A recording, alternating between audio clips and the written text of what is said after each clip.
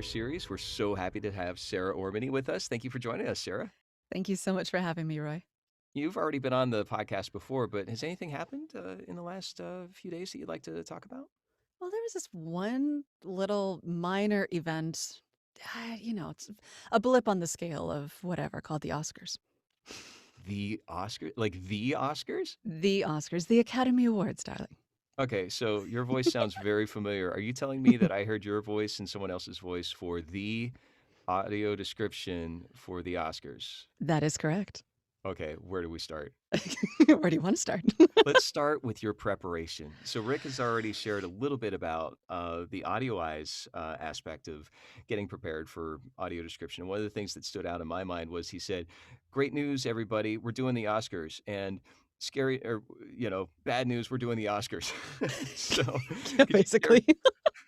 could you share a little bit about your preparation, you specifically as a voice talent who, in most cases, correct me if I'm wrong, Sara, but you usually read a script that's been written for you. You've Yes. you've done live audio description before, I'm sure, but this is a little different. Can you tell us a little bit about us, our audience, me, whatever, about what your preparation was and how you started to approach the Oscars?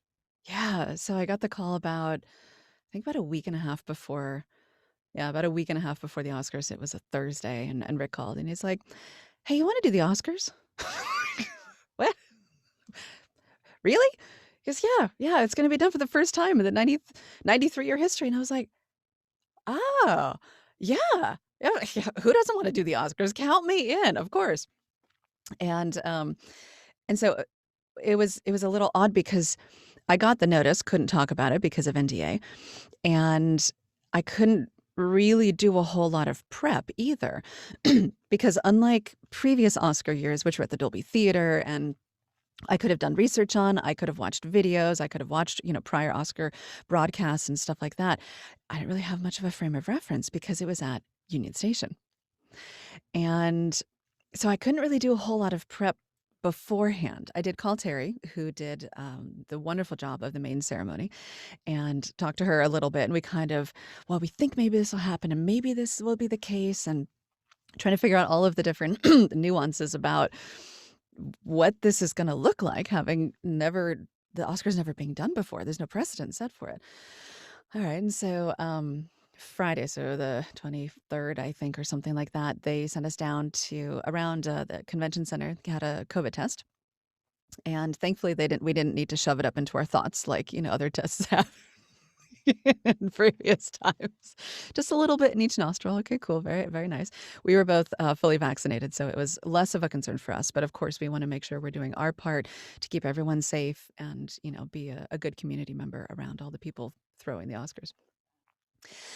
So Saturday we went down to Union Station, and they were doing a run through, if at least one, if not maybe two, of the full production.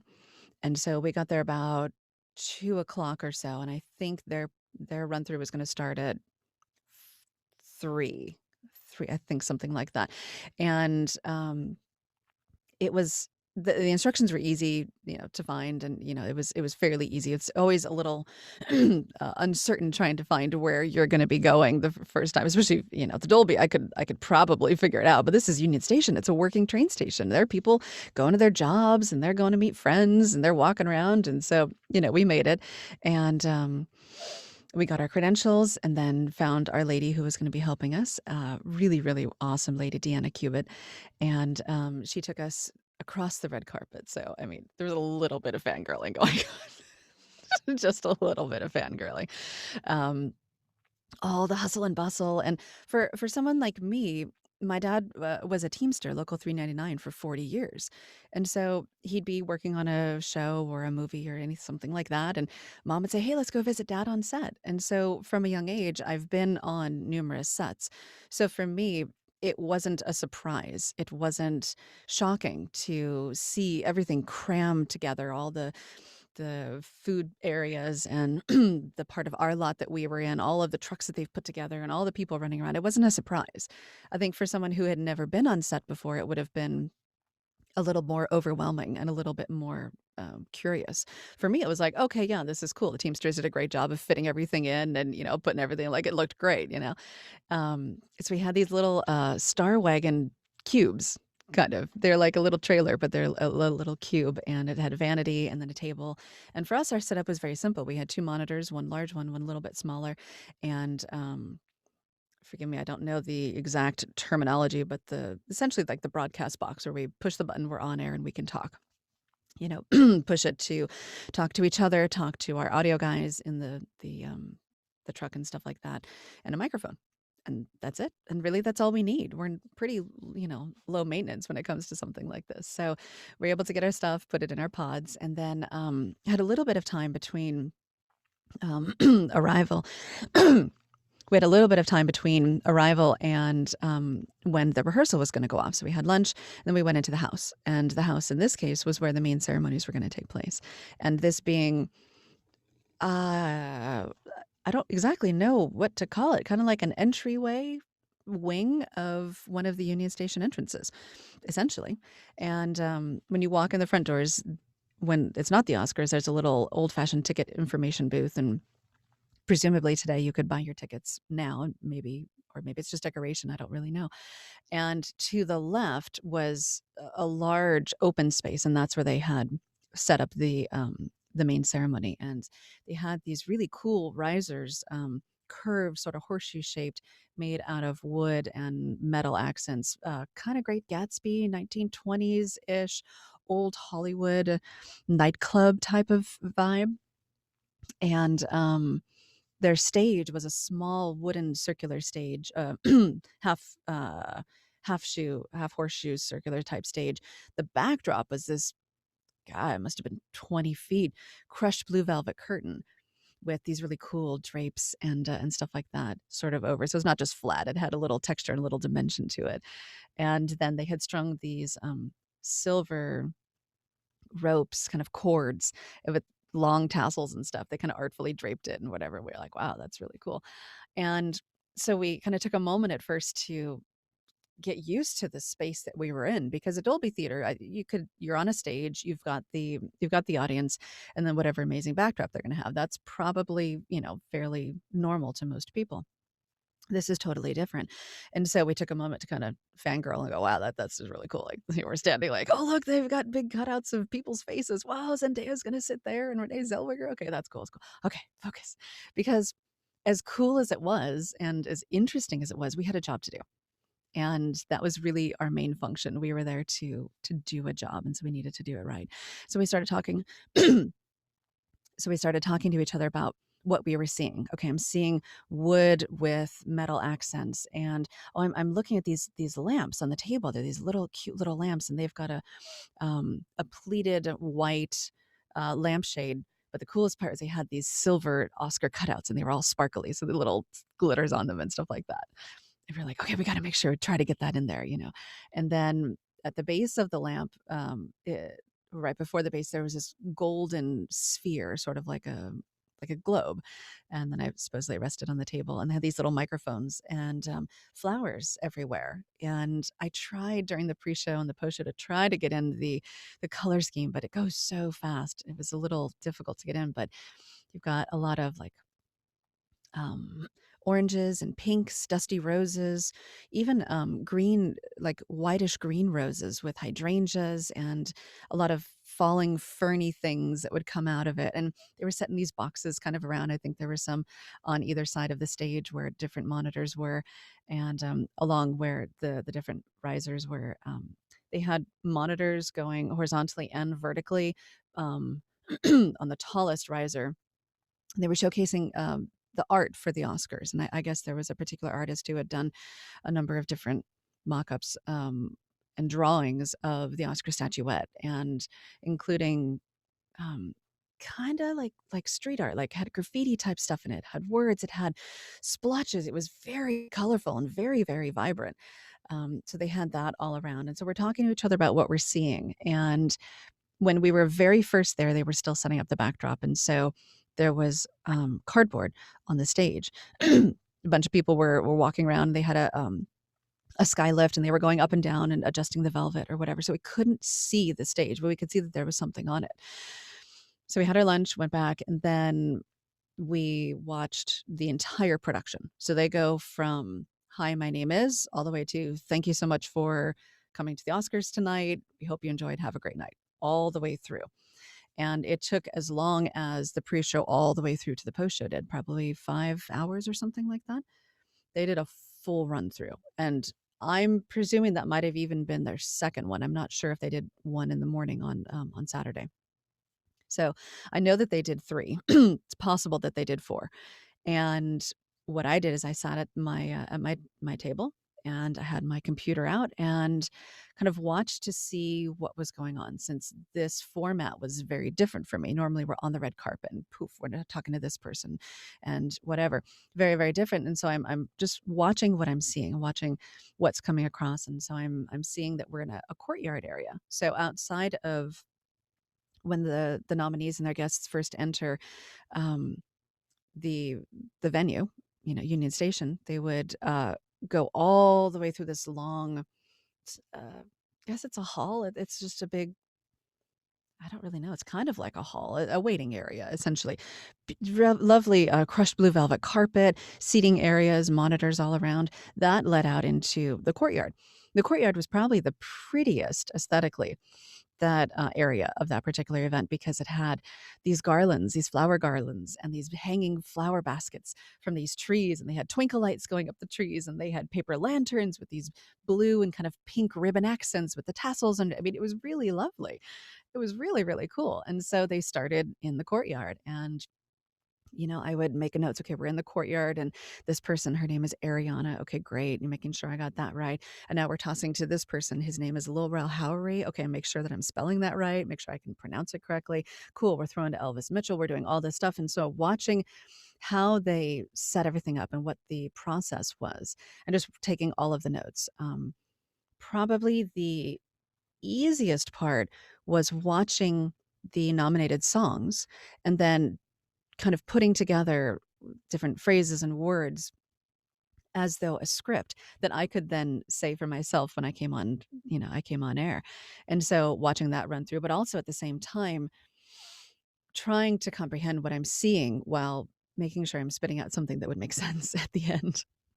I'm seeing it for the first time. And then, since I was going to do the pre-show and the post-show, Terry was going to take the main ceremonies. The feeds that they were giving both of our little pods were separated, and so she didn't see the pre-show run through, but she saw all of the main show. I got a little bit of the main show before they cut that feed for me, and they started showing me the post-show, and so they kind of ran consecutively together a little bit. And the idea being, due to COVID protocols, that you would call up someone, and the Oscar goes to someone, gets their statuette, they give their thank you speech, and then they leave.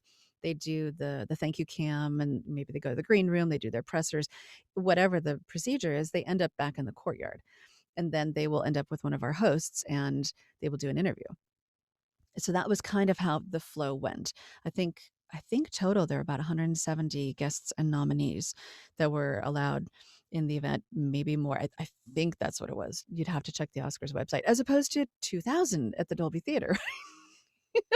A number of people. We're going from like massive crazy to very small and intimate and very calm. So I watched my run through and got all my notes. And then I started taking notes on my notes and putting my notes together in a way that made sense, and thinking about questions that were coming up for me. What did I see? Did I understand that? Maybe if I need to go over someone, how can I carefully talk over them while respecting what the person's saying and still getting in the information that our blind low vision audience needs? And Terry did her thing. And then, we had, at some point, I think we had dinner. Did we have dinner that day? I don't remember. It's a bit of a blur. And then we did, and then we did the post show.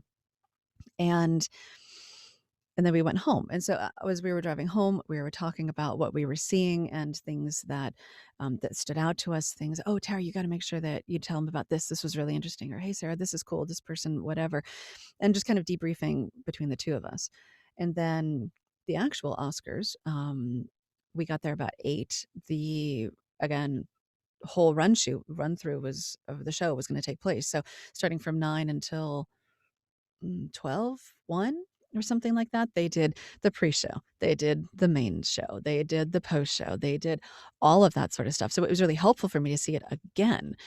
And so I kind of made a format of, okay, we're going to go from this person to that person, and then this is going to happen. We're probably looking at the courtyard. Okay, maybe we're going to have an exterior shot of Union Station and all that kind of stuff. And we had lunch, and then it was go time. And the hardest part was that the live broadcast didn't follow the same exact format as the at least 3 rehearsals, 2 rehearsals I see. So we're supposed to be with Ariana, and she's interviewing so-and-so, and then we're going over to Lil Rel Howery, and then he's interviewing, and then we toss it to Elvis. No, we're gonna go from Lil Rel Howery to Elvis. Oh, God. Like, that's live TV. That's live broadcast. And it was challenging. It was really challenging because I had, in some ways, to guess. I had to guess who we were tossing to. I had to guess if we're in the courtyard or are we in the waiting hall with Elvis. And it was really difficult because once it kind of finally started going and we were interviewing people, I also then had to pay attention to what their wardrobe was. What outfit are they wearing? What's interesting about it? In between the times of tossing from one person to the next, can I get in where we're going and then what someone is wearing or what someone was wearing and where we're going? And trying to figure out how to structure that with having maybe a second and a half to get in some kind of description. And the reason for that, at least on our end, is that the Oscars are not formulated for audio description. Having dead air space on live TV is not conducive. There needs to be something. There needs to be music. There needs to be something interesting happening. And if you're not tuned in to the alternate channel or your SAP and hearing the audio description, if they formatted it for audio description, you might be sitting there as a sighted person going, well, what's going on? Why do we have 5 seconds of silence? That it wouldn't really fly. And so, of course, the Oscars they have their formula. They have the routine that they do, and we have to fit ourselves around it. And that was probably the most challenging thing. So I got through the pre-show, and it was a lot of fun. And I think my favorite part was describing the songs. And some of them, like I was trying not to step on some of the lyrics. There was one, I think it's EOC, was in, I believe, Italian. I think that's right.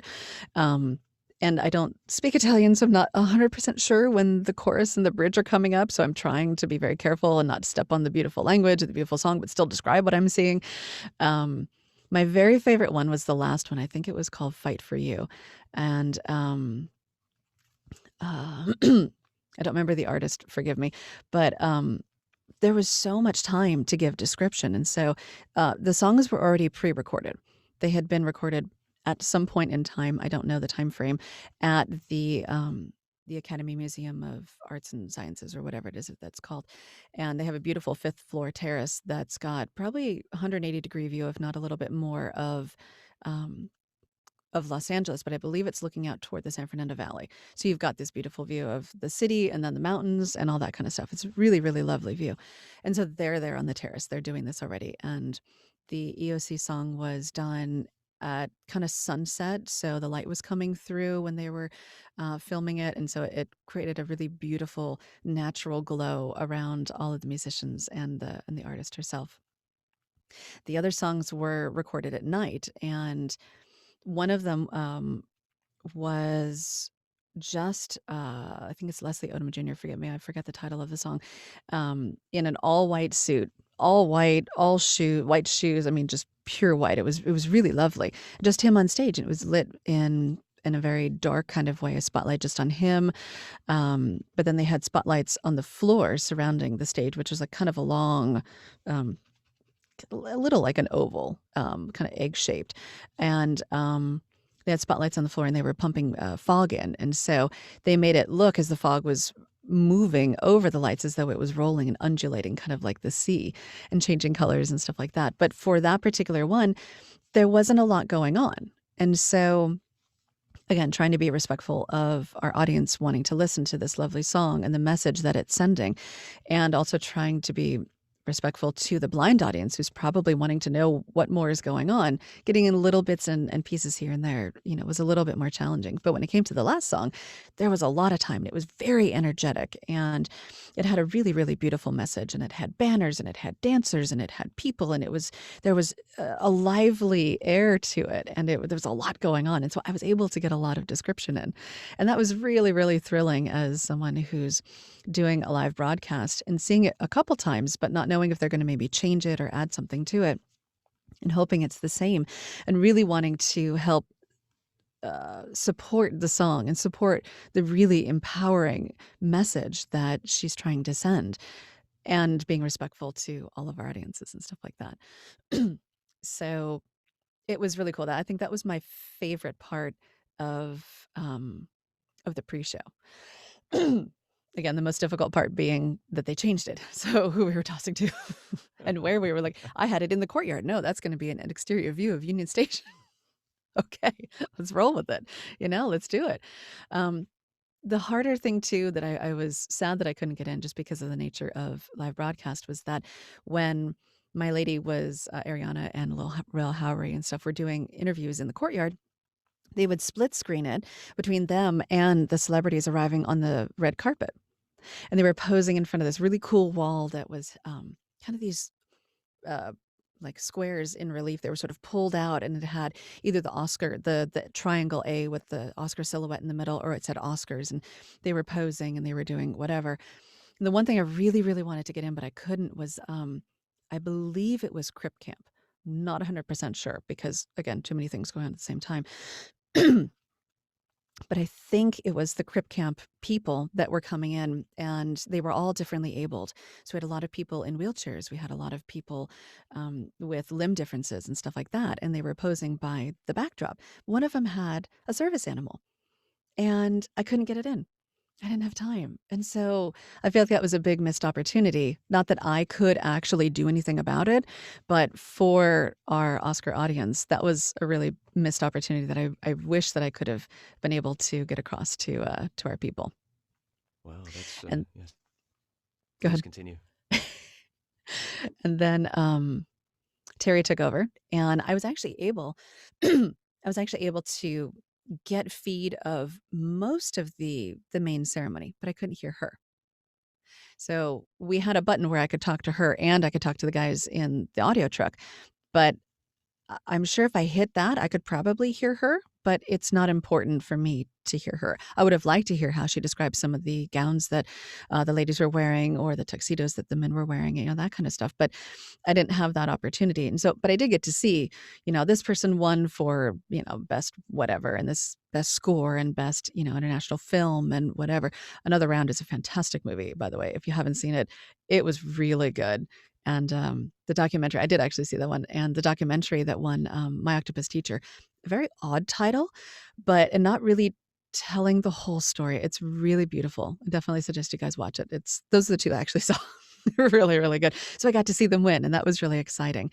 And at some point, they would kind of cut my feed in and out of the main show and interviews that they were doing pre-recorded for the post show. So then I got to pay more attention, and it wasn't just kind of sit back and with my feet up, watch, the Oscars. It was at the meantime, I have to do things. I need to be paying attention. What is this person wearing? That lapel pin on Trayvon and Martin for Two Strangers, something like that, Two Distant Strangers, was really interesting. It was a 2, a 4, and a 2 sort of staggered on his lapel. But I couldn't tell if it was 224 or 242, or if it was 24 and 2, like for Kobe and Gianna. I couldn't really tell. And I couldn't see, because I didn't really have the feed at the time of them arriving on the red carpet, that when Trayvon opened his jacket, the lining of his jacket had the names of people murdered by the police. And I couldn't get any of that in. There's just no time. So those elements, unfortunately, the audience still misses out on, but hopefully when they talk to their friends or when they read recaps the next day or something, they get more of that kind of flavor. So I had to pay attention in the middle of the Oscars, and it would cut back and forth. And sometimes I'd get that feed. Other times I was getting a camera feed that was looking at a distant monitor that was looking at the Oscars. So it was a bit of a looking through the looking glass type of thing. Um, so she finished, and then basically right when she finished, boom, I was on.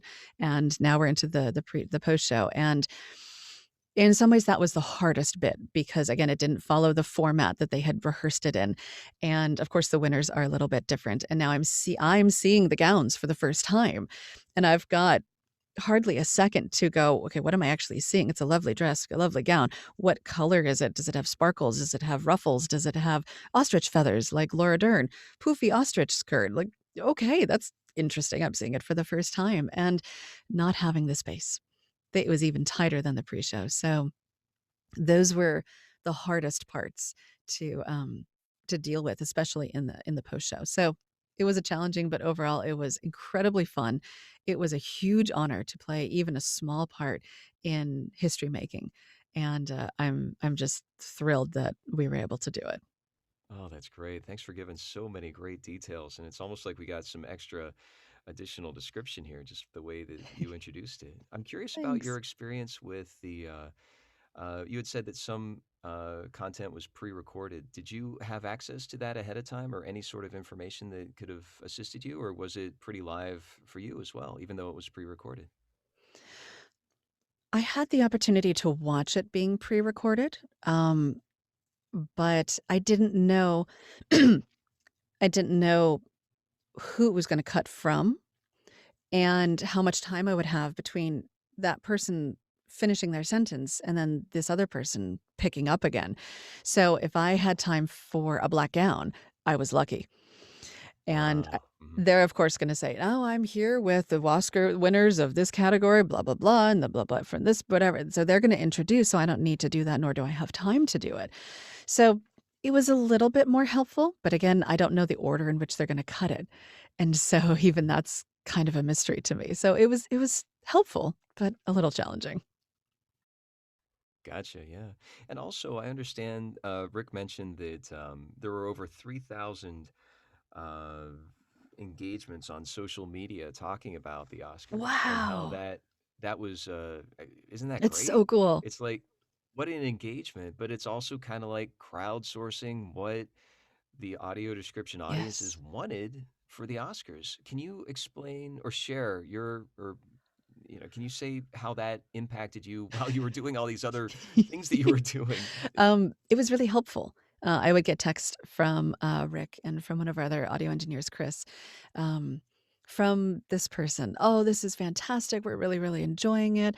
Some people had apparently a difficult time hearing it, so even though it was even though it was broadcast nationwide, and you should have been able to hear us if you turned on your secondary audio.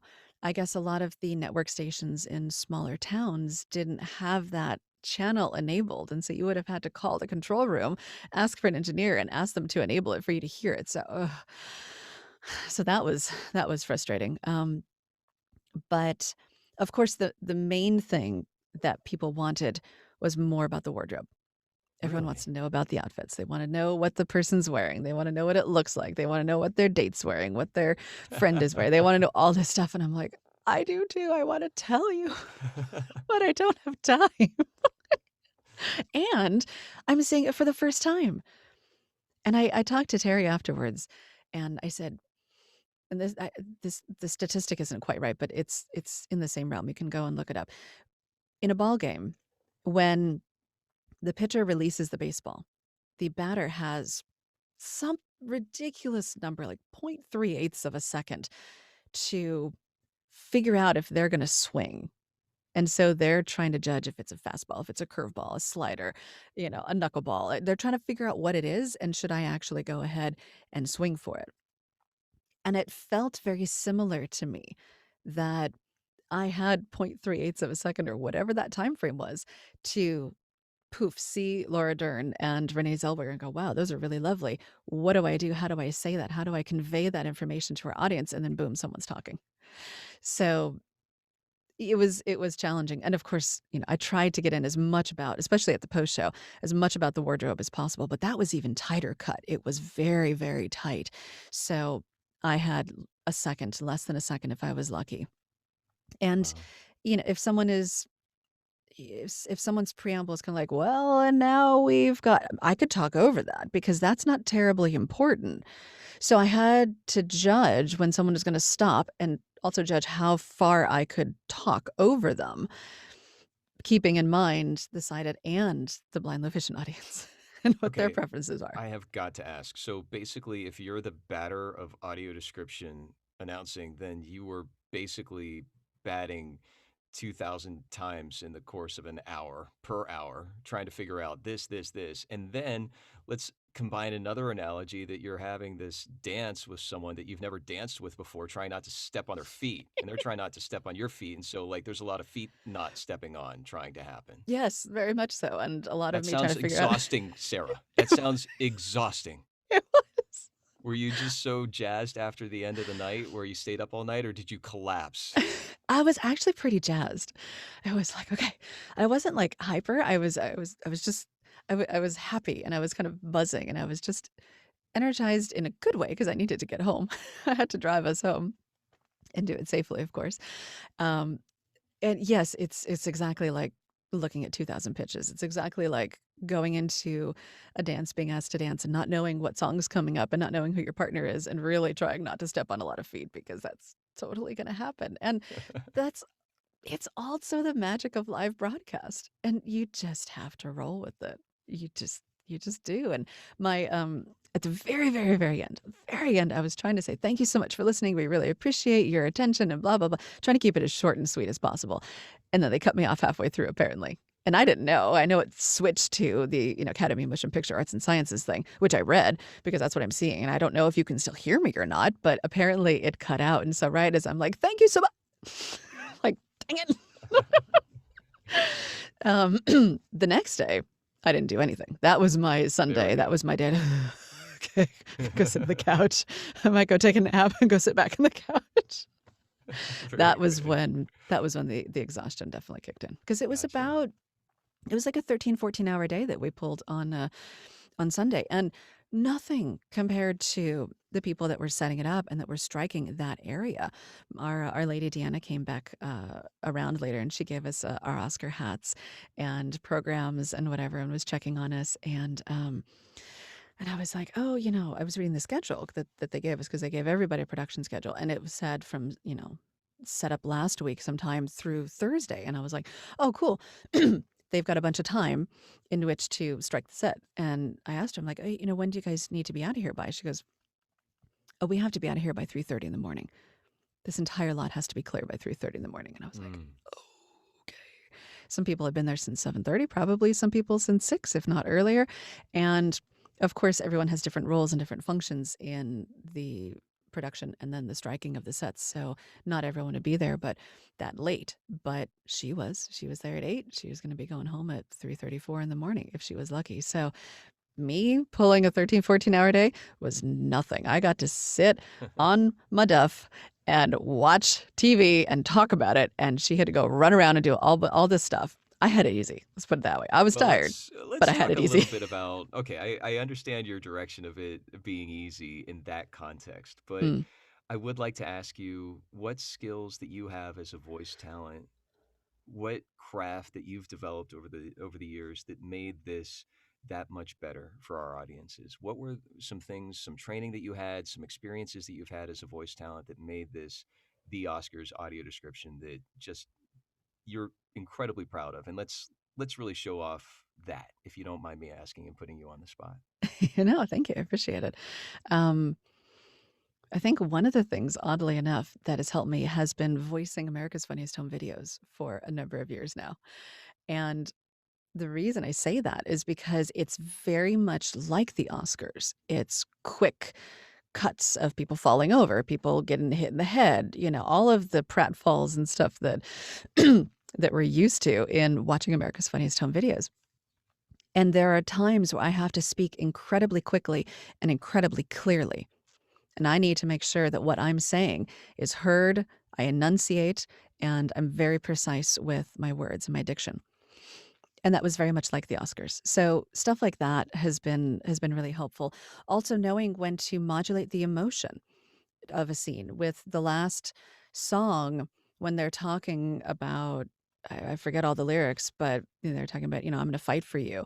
That's huge, especially in this awakening, which should have been many, many, many years ago. But this awakening that we're currently having in society of the racism and the social and societal inequalities, that's huge. And so this is really speaking to the tone of what society is really experiencing right now. And so the one thing I was so proud about, which I got some really good feedback on, was at the very end, I was describing what I was seeing, which is that these dancers that are wearing all black, they're wearing a black mask. They've been dancing before the stage, alternating being very rhythmic and then standing still with their hands behind their backs. They take a knee and they raise their fists. And when I first saw it, I kind of choked up a little bit in the first rehearsal. I'm like, oh, wow, this is really powerful. This is really impactful. I really need to do this justice. And so by being able in that particular part of it to experience and share that emotion that I'm seeing through my voice to our audience was really great, because you don't narrate something like that with they take a knee and raise their fists. You give yourself into a bit of that emotion that you're experiencing and that you're seeing. You tap into it a little bit and deliver it to the audience. And so I would narrate that very differently than I would narrate, a whole bunch of pratfalls in America's Funniest Home Videos or something like that. So a lot of that work, working with my wonderful coach, J. Michael Collins, on delivery and also learning when to go a little more casual, when to be like, hey, dude, how's it going? Like, what's up, bro? How's it going? And then they take a knee and raise their fists. Knowing how to transition from all that stuff has been really, really helpful. So, yeah, a little snippet of what I think has been helpful for me over the years. Thank you for sharing that. Is there anything Absolutely. else you'd like to share?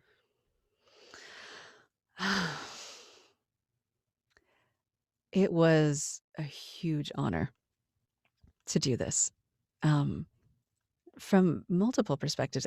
From the first time in 93 years of history that the Academy Awards is being described. Oh my God, that was amazing.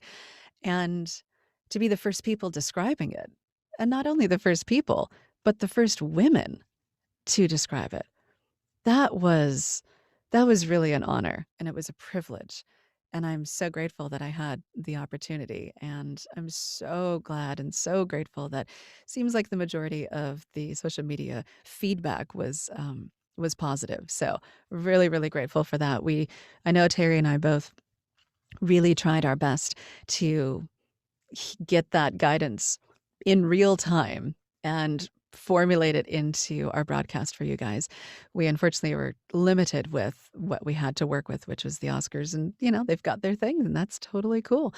But it was an honor, it was a privilege, and it was a ton of fun. Great. I got one more question if you have a moment. Of course. You did such a great job describing the set. Can you please describe the hat that you got? Oh, yes. Let me get the hat. Okay. So it's an all black hat, and it's kind of suede like. It's probably knit material, but it feels suede like. On the front, I'm going to show you again because it's really cool.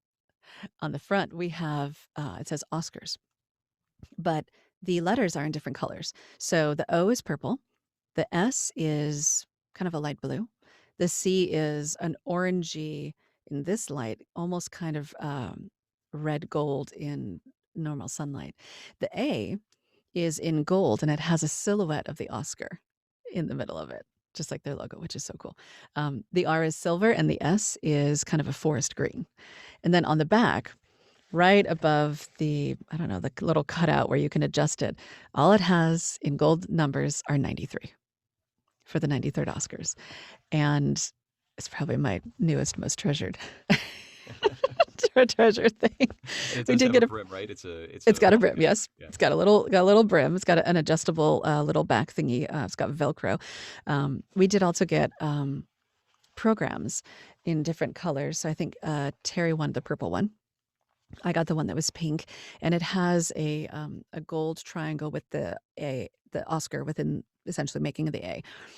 And it's got a lot of art in it, which is really difficult to describe. It's very modern and colorful, and you'll have like zebra stripes along with leopard print patterns in different colors and slashes of this color and that, and ferns and pastel colors that look like they make an eye with light rays shooting out of it. I mean, it's even difficult for me to kind of take in and see what I'm talking about. So we got that, and that was really cool. But yeah, the Oscars hat was really special. So tiny little bit of swag makes me very happy. And yeah, it was really cool. How can we follow you on social media? My Twitter is at Ormenyi Sara, and the handle is Sarah Ormenyi Voice. And I believe it's the same for my Instagram. I have a private one too as well. And I'm at saraormenyi.com. If you check out my website, you've got my demos up there that you can listen to. And I did take a selfie because I couldn't take pictures of things. That was one thing. Like I can't take pictures of it because it's protected material, and I mean, seeing a lot is kind of cool, but maybe there's something in there I can't show, and so I can't really take any pictures. So I did take one picture at my desk, and there was nothing around that would be confidential that I couldn't share. It was just my monitor had a really cool splash of Oscars '93, and I had my hat on, and I was, taking a selfie, and so that's also in the middle of my website as well. I'm pretty proud of that. That was a cool photo. So that's how you can follow me on social media. Thanks so much for joining us, Sarah. This is great. Thanks so much for having me, Roy. I appreciate it.